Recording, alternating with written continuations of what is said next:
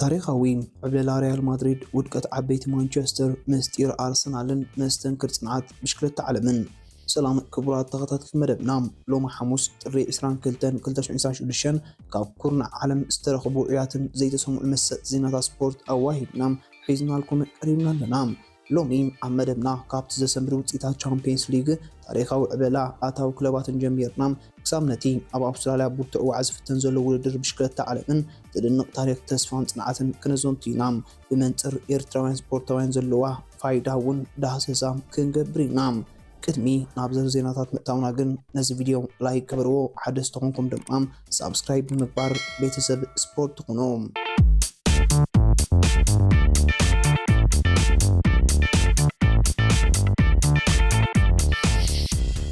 ታሪኻዊ ለውጢ ኣብ ኣታዊ ክለባት ትካል ዶሎይት ንውድር ዓመት 2024-2025 ዝኸውን ዝለዓለ ኣታዊ ዝረኽባ ክለባትን ዓለም ዕላው ገይሩሎም። እዚ ጸብጻብ እዚ ንፈለማ እዋን ዘገርም ታሪክ ሒዙ መጽኢሎም። ሪያል ማድሪድ ንዓለም ትመርሕ። ሪያል ማድሪድ ብ975 ሚልዮን ኣታዊ ብምዝጋብ ንፈለማ እዋን ናብ 1 ቢልዮን ፓውንድ ጽጋዕ ኣታዊ ዝረኸበት ክለብ ኮይና ኣላ።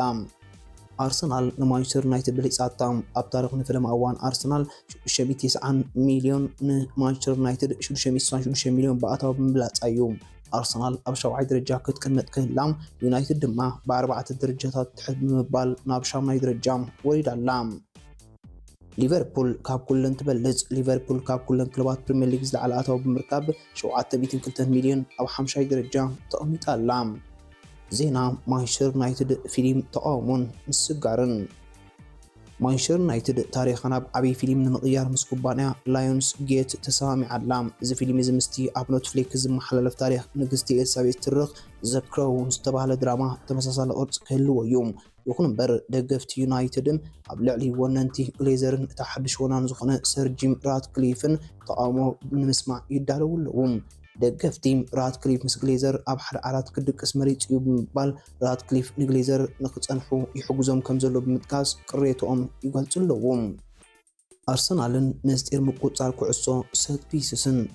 ኣርሰናል ኣብዚ ዓመት ካብ ኩለን ዓበይቲ ጋንታታት ኤውሮጳ ብሰት ፒስ ዝበዝሐ ሾታት ዘመዝገበት ጋንታ እያ። እዚ ድማ ምስጢር ዓወት ሚኬል ኣርቴታ ኮይኑሎም።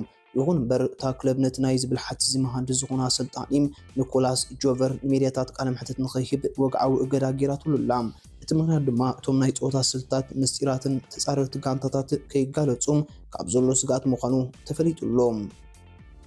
ውድድር ብሽክለታ ዓለም ሳይክሊንግ ተስፋ ጽንዓትን ታሪኽን። ቱርዳውን ኣንደር ኣብ ኣደሌይድ ሙቐት 41 ዲግሪ ሴልሲየስ በፂሑሎም። ዘንጥዕና ተቐዳደምቲ ኣዝዩ በዳሃ ኩነታት ኣየር እዩ። ጋንታ ዩኤኢ ቲም ኢማራትስ ቢጄይ ቫይንን ጆናታን ናርቫዝን ኣቢላ ትዕብልል ኣላ።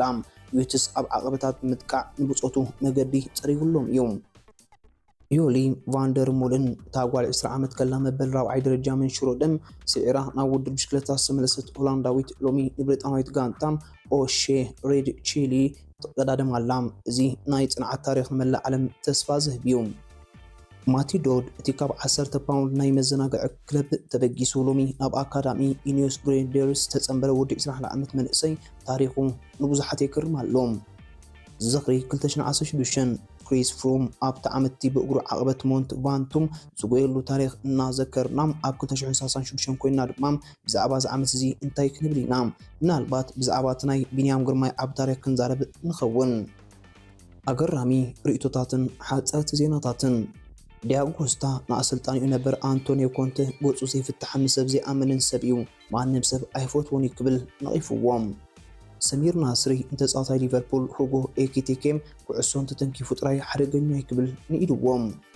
ሃርቬይ ባርነስ ሕነ ክንፈዲ ናብ ፓሪስ ክንከይድና ብምባል ምስ ፒኤስጂ ንፅብዮም ግጥም ዓብ መጠንቀቕታ ሂቦም። ኢታን ንዋኔሪ እቲ መንእሰይ ኮኸብ ኣርሰናል ብልቃሕ ናብ ማርሰይ ተጸንቢሩሎም። ካፍ ንፌደሬሽን ኣልጀርያ ብሰንኪ ዘይ ስፖርታዊ ተግባራት ብ$100,000 ቀፂዕዎ ኣሎም። ሞይሴስ ካሴዶ ንቸልሲ ክትዕወት ዝሓገዘት እንኮሸቶ ዘመዝገበ ካይሴዶ ናይ ፆታ ብሉፅ ተፃዋታይ ኮይኑ ተመሪፁ። ክቡራት ተኸታተልትና ናይ ሎሚ መደብና ኣብዚ ክንዛዝም ኢና። ቅድሚ ምፍላይ ግን ገለ ሕቶታት ክንገድፈልኩም። ኣርሰናል ንፈለማ እዋን ንማንቸስተር ዩናይትድ ብኣታዊ ምብላፃ ኣብ ኣዲ እንግሊዝ ዘሎ ናይ ሓይሊ ሚዛን ተቐይሩ ማለት ድዩ? ታሪኽ ዮሊ ቫንደር ሞለን እታ መንሽሮ ሳዕርን ተቐዳደምቲ ብኸመይ ክጸሉ ይኽእል?